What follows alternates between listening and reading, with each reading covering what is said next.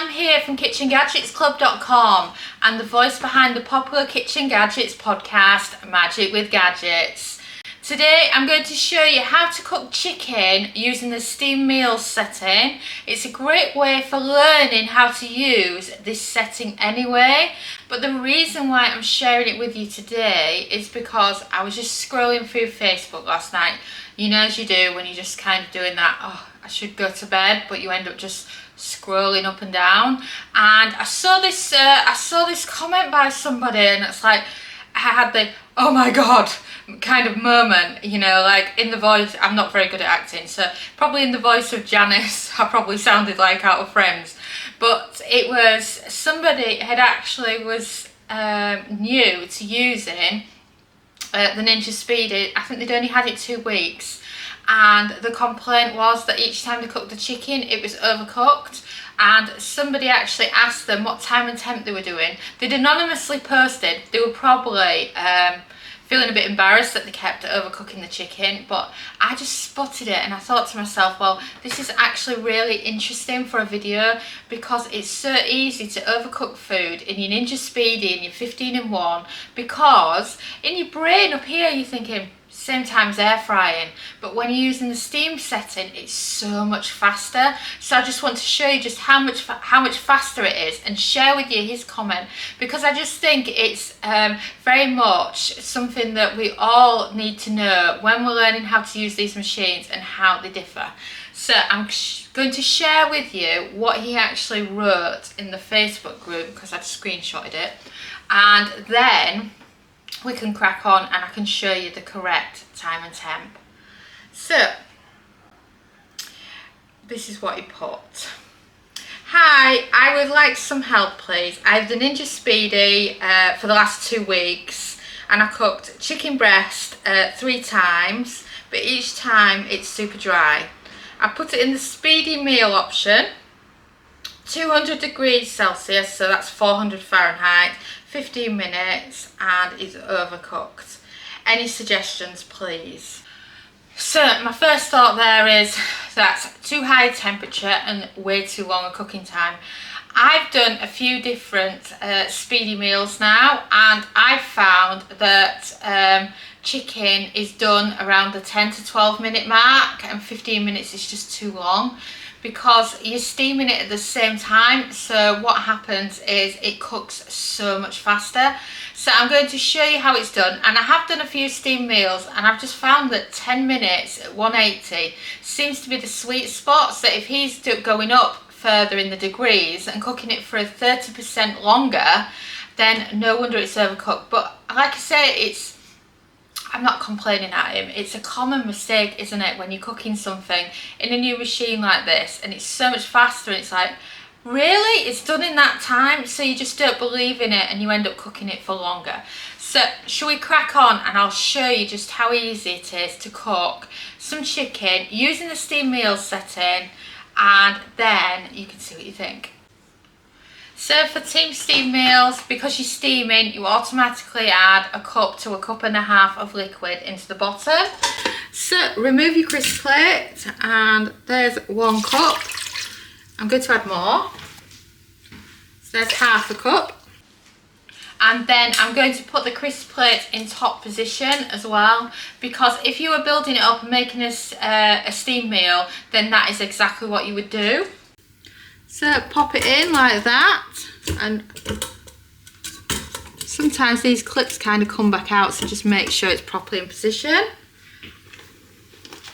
And then of course I'm demonstrating with some chicken breasts. So I've got some chicken breasts here, I've got olive oil, I've got salt and pepper, any favourite seasoning of choice. I've got some tikka masala seasoning from M&S, but any of them will work well, just whatever you fancy for coating.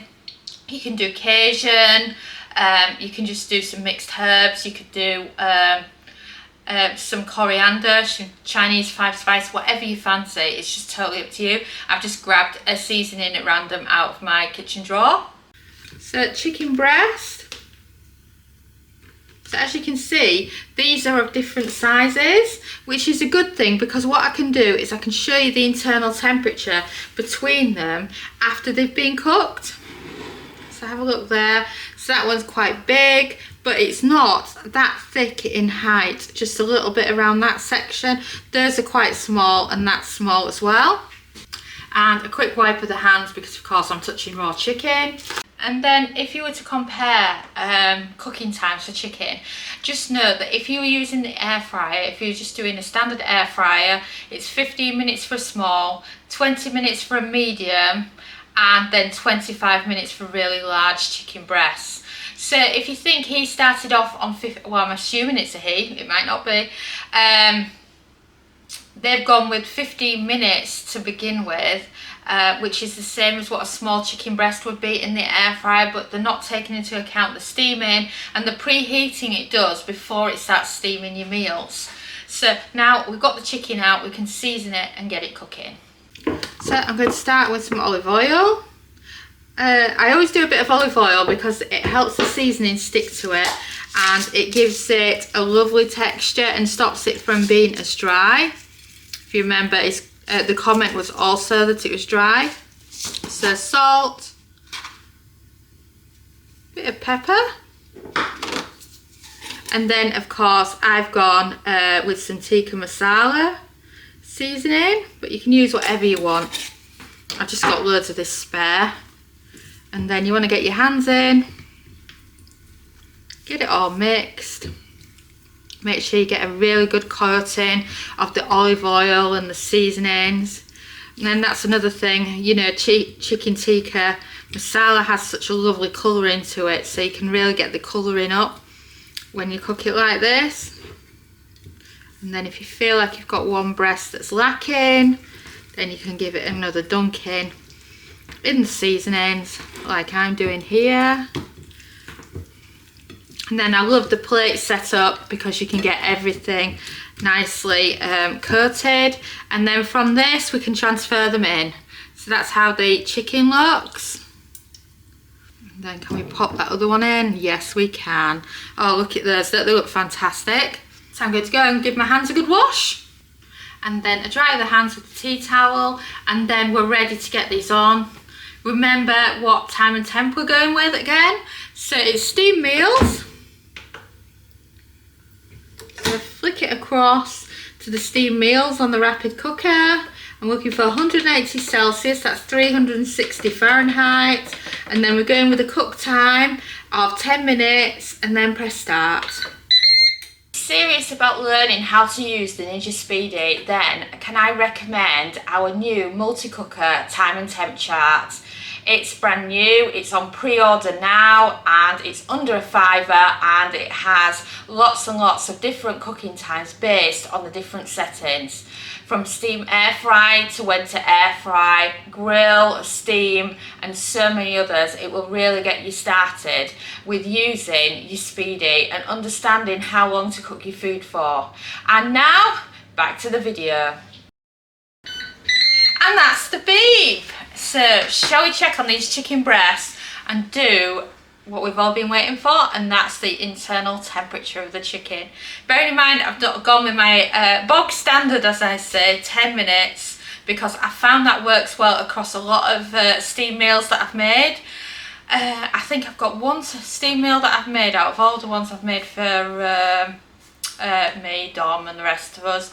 I think I've got one that's under 10 minutes and all the rest of them are 10. So, you know, it does seem a lot, 15 minutes, but like I say, that's an air fryer time. So, you know, you've got to think about that you would automatically assume that when you're using these settings, it's the same as air frying, but it's not. So, first of all, let's take a closer look at that beautiful chicken breast. Just waiting for the steam to go a little bit, because remember it's a steam meal, so you have to expect steam when you first open it up. And as you can see, the steam's starting to go a little bit now, so that we can get a closer look at this beautiful chicken. So this is my thermometer. I've managed to keep this one. I was terrible when I first started going on to thermometers. I had this terrible habit of just putting them in the sink, and obviously you can't put the whole thermometer in the sink, and I was constantly getting told off by Dom that I'd written off yet another one of his thermometers, but I've got into the habit of being really good with them now, so this is the one I've got. It's just a cheaper one. So shall we put it in the chicken and see what the internal temperature's like? So always go with the thickest part of the chicken. So I'm going around there and I'm going in diagonally. Go right in. And that's showing as 70. And then on the smaller one as well, that's showing as 72. That's climbed up to 70 as well. This bit's a really thick part. That's showing as 75. And then I'm just going to go into some of the other parts of this. 73. And then I always concentrate on the bigger one. It's 80 in certain parts of this chicken. And then if you do have an overly big chicken breast, then what you can do is you could just add a little bit longer cook time just for that one. And then before everybody started using the thermometers, you know, it was often done that if you chop into a chicken with a knife, hold the knife down in it a bit, and if you're touching the knife and it's burning your fingers, then you knew it was cooked, or if the juices run clear, that was another option that you were always taught. So as you can see, the chicken is cooked on the 10 minutes, but if you had an extra large chicken breast, then I would take it up to about 12 minutes, but I wouldn't cook it at 200 because it just end up dry. And then of course, the original poster didn't share what they put on the chicken. So remember, oil and seasonings and whatnot to prevent it from getting dry. So shall we get a chopping board out and see what the chicken is actually like? I've got a fork out and it's just the easiest way to get the chicken out. So I'm gonna go with that big one. Oh, doesn't it look juicy? The juiciness on these is brilliant. So you should never have dry chicken when you're cooking it like this. Look at them beauties, don't they look fantastic? So, favourite knife and fork at the ready, and let's chop it into this beautiful chicken. It's so juicy, it's unbelievable. I would say the steam meals and the steam air fry for chicken outdo air fry. It's just so nice, is the chicken. And this is, of course, is brilliant for your meal prep as well. And then I'm going at this one because this is quite a high up chicken breast. So for checking that it's cooked properly, I mean, oh, look at that. Doesn't that look fantastic? Oh, you can still see the steam coming off it. Oh, it's so lovely. Oh, and then last but not least, this beauty. This is your big one. And then if you look, that's the bit of chicken that you want to make sure is cooked, and it's the bit from the thickest part of the breast. So as you can see, that's just how easy it is to use the steam meal function just to do some chicken. And I find this is a great use of it. You don't have to always use a meal from this function. And I also like the idea of practicing it. So you've practiced chicken in the top position here. You can practice your potatoes or your rice in the bottom position, and then you can also practice your vegetables and then get the hang of it and create it into a lovely, delicious meal. Thanks so much for watching our YouTube video. It feels so amazing that you've stuck around to the end. And of course, that must mean that you like our videos. So why not also follow us on social media? You can find us at the Kitchen Gadgets Club on Facebook and on Pinterest, TikTok. We're Kitchen Gadgets Club. You can subscribe to our YouTube channel for more great videos like this one. And you can also find us at kitchengadgetsclub.com, where we have a membership that shares brand new kitchen gadget recipes every week. And we also have lots of great ideas, resources, tips and tricks. And we are an ovenless kitchen, so we teach you exclusively how to cook with kitchen gadgets. And a ciao for now.